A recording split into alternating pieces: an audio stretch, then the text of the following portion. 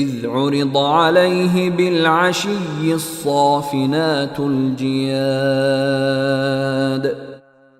وہ ایک یادگار وقت تھا جب ان کے سامنے شام کے وقت اچھی نسل کے عمدہ گھوڑے پیش کیے گئے. فقال انی احببت حب الخیر عن ذکر ربی حتی توارت بالحجاب.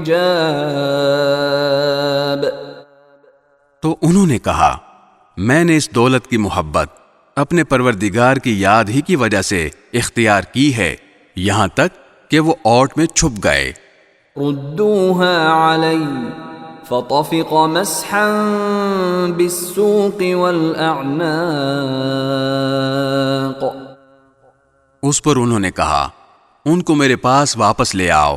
چنانچہ وہ ان کی پنڈلیوں اور گردنوں پر ہاتھ پھیرنے لگے.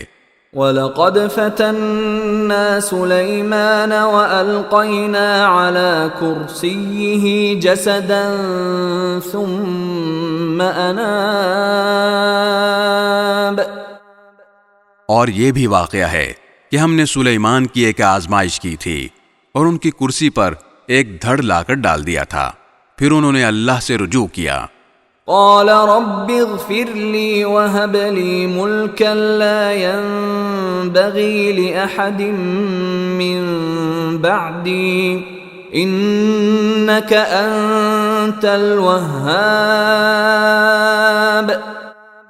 کہنے لگے کہ میرے پروردگار میری بخشش فرما دے اور مجھے ایسی سلطنت بخش دے جو میرے بعد کسی اور کے لیے مناسب نہ ہو. بے شک تیری اور صرف تیری ہی ذات وہ ہے جو اتنی سخی داتا ہے.